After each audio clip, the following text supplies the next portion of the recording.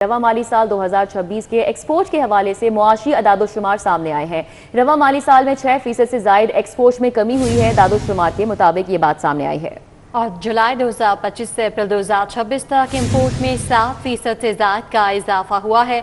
मजीद दादोशुमार में क्या इंकशाफात हुए, इस हवाले से अपडेट करेंगे शहजाद खान। जी शहजाद।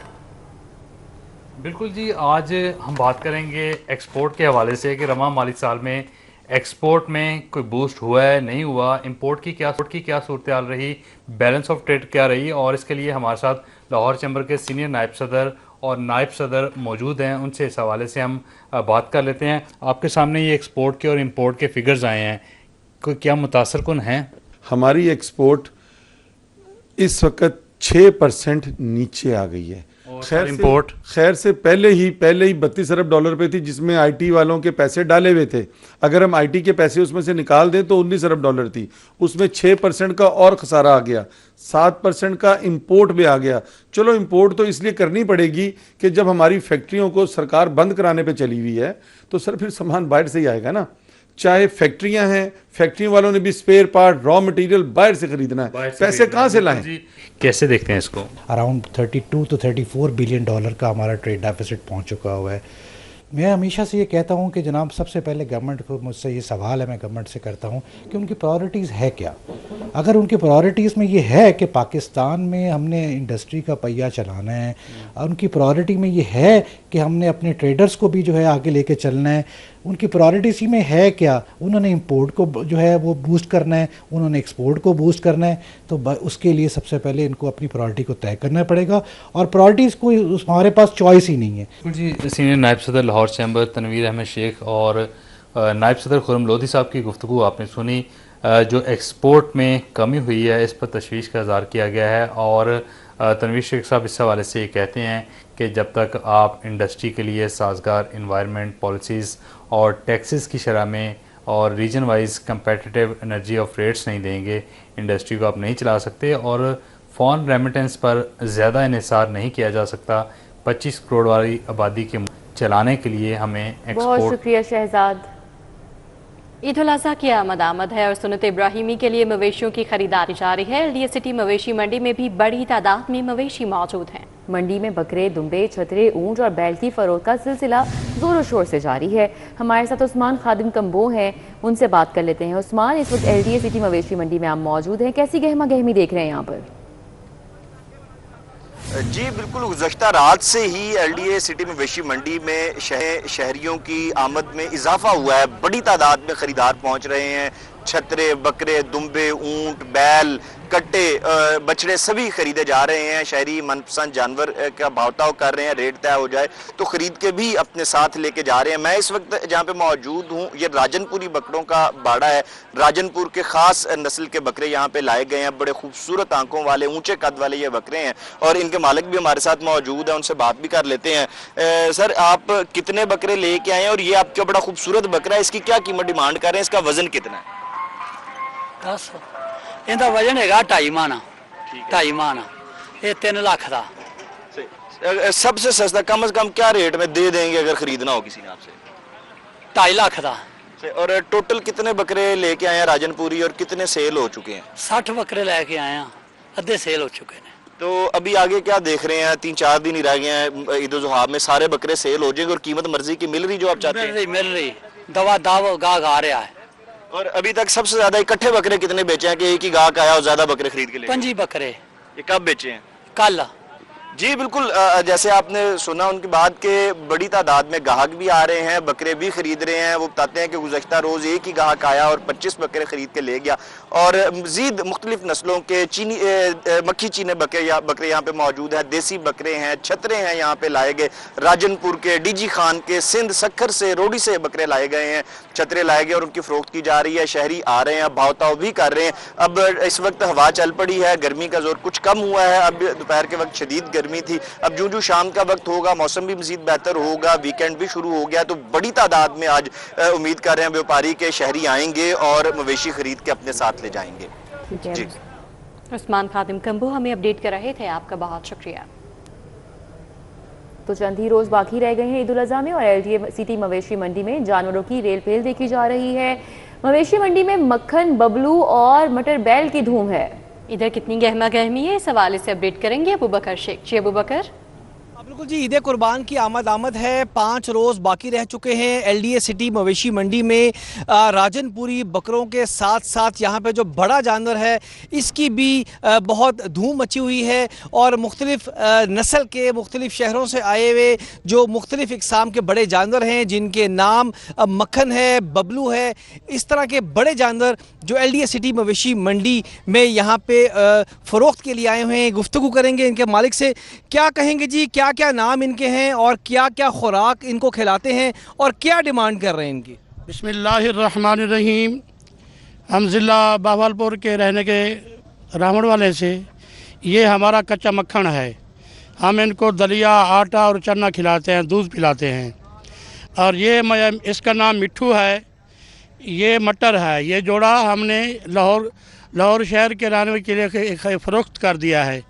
अल्लाह ताला ने मुझे इसमें बहुत रिस्क दिया है। हमारे कुल 21 जानवर थे, बाकी हमारे 5 दाने बचे हुए हैं। ओवरऑल शहरियों का रद्देमल, शहरियों का रिस्पांस क्या देख रहे हैं? अच्छा रेट लग रहा है? अच्छा रेट और गर्मी की वजह से गाहक नहीं आ रहा है।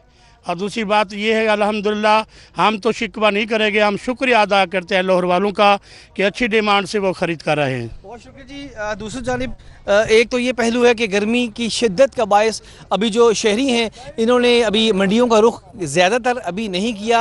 5 रोज़ अभी बाकी हैं, एक ये भी वजह है। दूसरी जानिब व्यापारी का कहना है कि लाहौरियों की जानिब से बाज़ जो इनके जानवर हैं बड़े अच्छे दाम पे बिके हैं। शाम के औकात में शहरियों का जो रश है ये बढ़ना शुरू हो जाता है और एलडीए सिटी मवेशी मंडी समेत दीगर जो मवेशी मंडियाँ लगाई गई हैं यहाँ पर भी अभी 5 रोज़ बाकी हैं। शाम के औकात में रश बढ़ जाएगा और व्यापारियों का भी यही कहना है कि वो बहुत पुरुमीद है कि यहाँ से जब वापस अपने घरों को लौटेंगे तो तमाम जानवर फरोख्त करके ही लौटेंगे। शुक्रिया अबू बकर।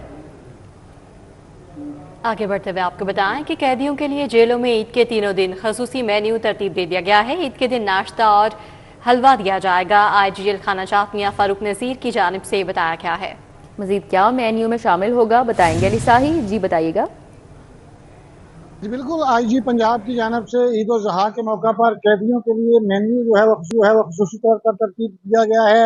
रूटीन का नाश्ता होगा और उसके साथ हलवा दिया जाएगा। ईद के पहले रोज़ दोपहर के औकात में कैदियों को चिकन कोरमा और साथ रोटी फराहम की जाएगी और इसके साथ साथ शाम के औकात में चिकन कोरमा, रोटी और पुलाव फराहम किया जाएगा। आईजी खाना जात की जानब से तमाम सुपरिटेंडेंट्स को हदायत भी जारी की गई हैं कि मुखैर हजरात से मिलकर कुर्बानी के गोश्त का इंतजाम किया जाए और ईद से अगले रोज खसूसी तौर पर कुर्बानी के गोश्त के खाना बनाकर कैदियों में तकसीम किया जाए। मुलाकात के हवाले से आईजी जेल खाना जात की जानब से डायरेक्शन दी गई हैं कि तमाम जो विजिटर आ रहे हैं उनकी मुलाकात करवाई जाए, चाहे वो किसी भी कैटेगरी से हैं।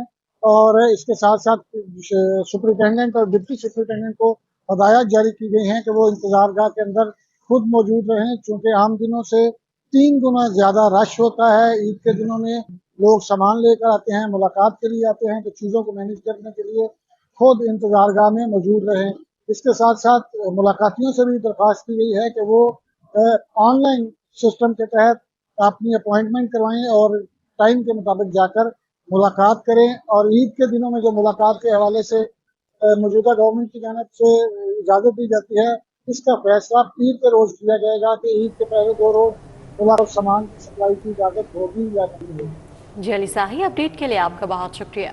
मुगलपुरा गंज बाजार के मकीन पीने के साफ पानी से महरूम है। 1 साल से घरों और मस्जिद में सीवरेज मिला पानी आ रहा है। इलाका मकीनों का ये कहना है। गंदे पानी के बायस इलाका मकीनों में बीमारियां फैलने लगी हैं। सवाल से अपडेट करेंगे अफशा रिजवान। जी अफशा।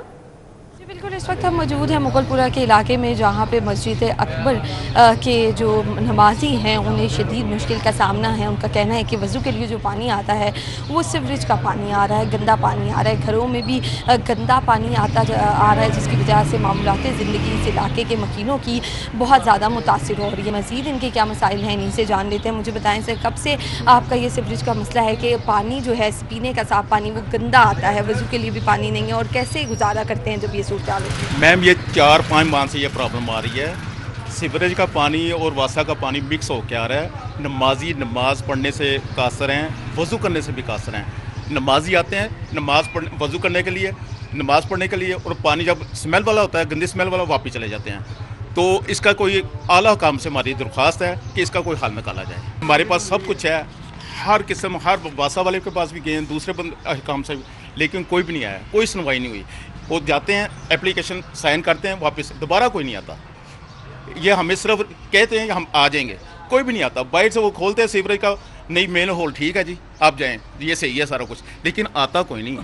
बिल्कुल उनका कहना है कि साफ़ पानी जो है वो गंदा यहाँ पे आ रहा है, ना सिर्फ मस्जिद की टूटियों में बल्कि जो घर हैं यहाँ पे, वहाँ पे भी साफ़ पानी जो है गंदा आता है, जिसकी वजह से जो है बीमारियाँ भी पैदा हो रही हैं और साथ ही साथ उनकी मामूलात ज़िंदगी जो है वो भी मुतासर होती हुई दिखाई दे रही है। आला हुकाम से उनका यही मुतालबा है कि इस इलाके के हवाले से नोटिस लिया जाए जल्द से जल्द। यहाँ पे वज़ीर-ए-आला पंजाब की हिदायत पर पंजाब सेफ सिटीज़ अथॉरिटी ने अहम इकदाम किया है। इमरजेंसी हेल्पलाइन 15 के लिए यूनिवर्सल एक्सेस नंबर मुतारिफ करवा दिया गया है। अली साही हमारे साथ हैं, डिटेल्स बता रहे हैं। जी अली साही। जी बिल्कुल, पंजाब सेफ सिटीज़ अथॉरिटी की जानब से 15 कॉल के हवाले से एक अहम नंबर जारी किया गया है, जिसमें यूनिवर्सल नंबर है। पंजाब के शहरी अगर दूसरे सूबों में मौजूद हैं तो वहाँ पे बैठ के भी इस नंबर पे कॉल करके पुलिस की हेल्प ले सकते हैं। अगर ओवरसीज पाकिस्तानी हैं तो वो भी इस नंबर पर कॉल करके पंजाब पुलिस के जितने भी सर्विसेज हैं उनको यूटिलाइज कर सकते हैं। इससे पहले जितनी भी 15 की कॉल जाती थी वो सूबाई सिस्टम में शिफ्ट हो जाती थी, लेकिन अब नया नंबर मुतारफ करवाया गया है। जो ओवरसीज पाकिस्तानी हैं या जो ऐसे पंजाब के लोग जो दूसरे सूबों में रह रहे हैं, उनको अगर किसी जगह पे पंजाब पुलिस की जरूरत पड़ेगी तो वो इस नंबर पे कॉल करके पुलिस की तमाम सर्विसेज भी अवेल कर सकेंगे और पुलिस की मदद भी हासिल कर सकेंगे। जी अली साही, अपडेट के लिए आपका शुक्रिया। कम्युनिटी हेल्थ इंस्पेक्टर प्रोग्राम को शदीद धचका लगा। कम्युनिटी हेल्थ इंस्पेक्टर प्रोग्राम के लिए मतलूबा काबिलियत का हामिल स्टाफ ही नहीं मिल सका। महकमा सेहत ने कम्युनिटी हेल्थ इंस्पेक्टर प्रोग्राम को ठेके पर दिया है। इस हवाले से अपडेट करेंगे सीनियर हेल्थ रिपोर्टर जाहिर चौधरी हमारे साथ मौजूद हैं। जी जाहिर चौधरी।